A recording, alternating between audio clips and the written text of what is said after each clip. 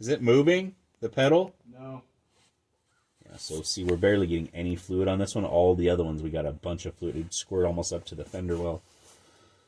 So this one might be a little clogged, but we're getting a little bit, so we'll make some progress. All right, pump. Hold in.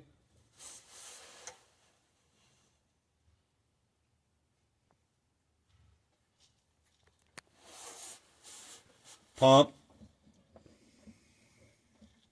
Hold in.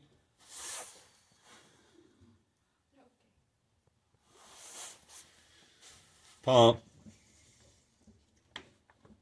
Hold in.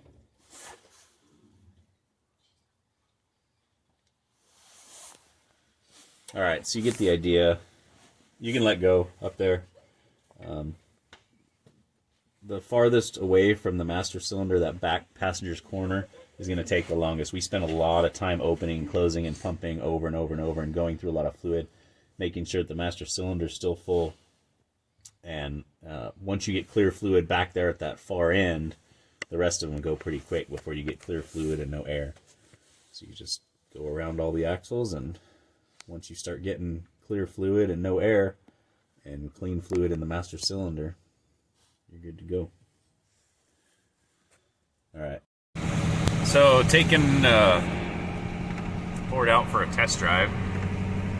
It's better. Change that power booster and it's better. Change the brake fluid. Now I actually got like a solid brake pedal. There is like some lag. Seems like I gotta push the brake pedal too far to get it to actually get my brakes. They're actually there now. I can feel them. It's a positive brake feel instead of wondering if there's anything even hardly there till you smash it to the floor. So there's an adjustment between the booster and the master cylinder. I matched the distance from the old one with the new one, but it still feels like it's too much throw.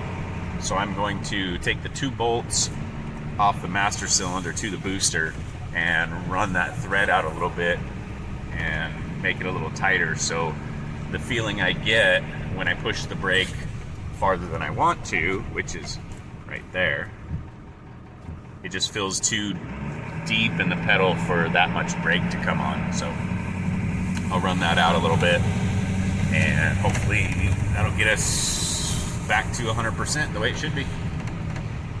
All right, thanks for watching. If I helped you or know somebody who could use this, or you enjoy watching any of our content, don't forget to hit that subscribe. Leave a comment, thumbs up, thumbs down, whatever. Thank you, everybody.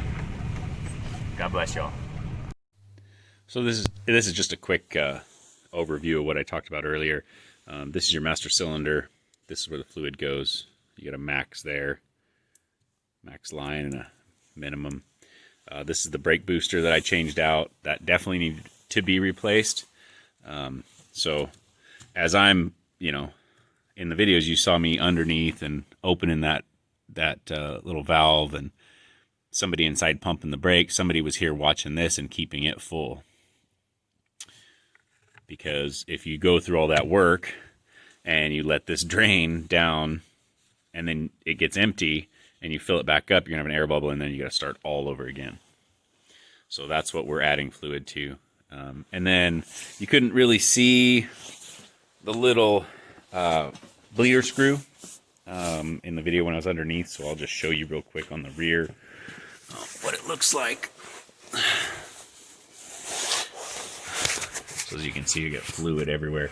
But your brake lines come across your rear axle, come over here, tie in right there, and right above it is that little bleeder, little nipple on it, and you just break that loose. We'll watch fluid come out, which you can see we got fluid all over, which needs to be cleaned up, but we'll get to that later. And yeah, so those are the rears, one on each side. They're identical.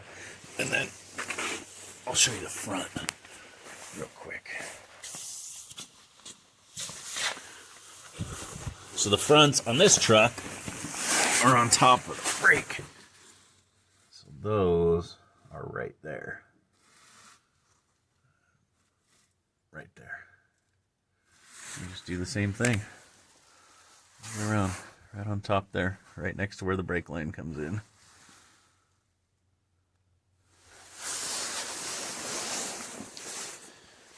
And that's just a quick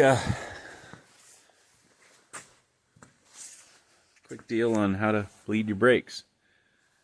If you're going to own older vehicles like this and try to keep them maintained and keep them on the road, is something you need to know how to do. All right, hope I could help somebody.